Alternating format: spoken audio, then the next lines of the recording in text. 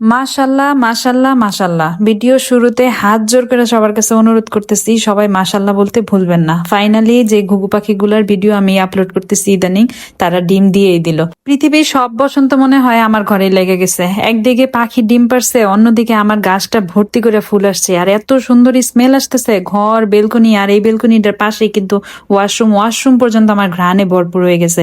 আর এমন একটা এনভায়রনমেন্টের মধ্যে ওরা ডিমটা পারছে।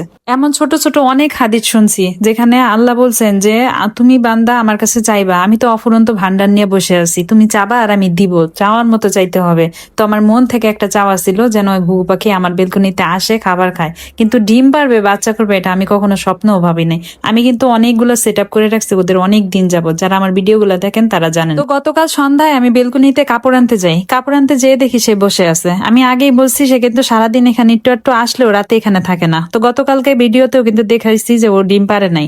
সন্ধ্যায় যখন ওকে আমি বেলকনিতে দেখলাম, আমি মনে মনে শিওর হয়ে গেছি ও নিশ্চিত ডিম পারছে, যার কারণে আজকে রাত হয়ে গেছে, এখন পর্যন্ত সে এখানে আছে। তো আনফরচুনেটলি সে আমাকে দেখে ভয় পেয়ে সেখান থেকে উড়াল দিয়ে চলে যায়। বিশ্বাস করেন সারাটা রাতও সে ফিরে আসে নাই।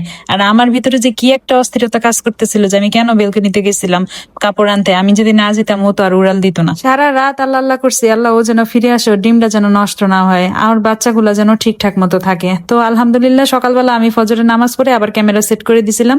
দেখেন কি সুন্দর করে উড়াল দিয়ে এসে ডিমটারে বুকে নিতেছে। আমার জানা মতে ঘুঘু পাখি ও কবুতরের মতো দুইটা ডিম পারে। গতকাল যেহেতু একটা ডিম পারছে, আজ বা কালকে ইনশাল্লাহ সে আরেকটা ডিম পারবে। তো সবাই দোয়া করবেন তাদের বাচ্চাগুলো যেন ঠিকঠাক মতো পৃথিবীতে এসে পৌঁছায়। আচ্ছা, ওরাও কি জানে লক্ষ লক্ষ মানুষ ওদের মতো বাচ্চার জন্য অপেক্ষায় আছে? ওরা যেমন ব্যাকুল হয়ে আছে কবে ডিম থেকে ওদের বেবিগুলা বের হবে, আমরাও কিন্তু লক্ষ লক্ষ মানুষ ওদের বেবিগুলা দেখার অপেক্ষায় আছি, তাই না? আমার মনে হয় না পৃথিবীতে এরকম আর কোনো পাখি ছিল যার জন্য লাখ লাখ মানুষ অপেক্ষা করতেছে কবে ডিম থেকে বাচ্চা বের হবে।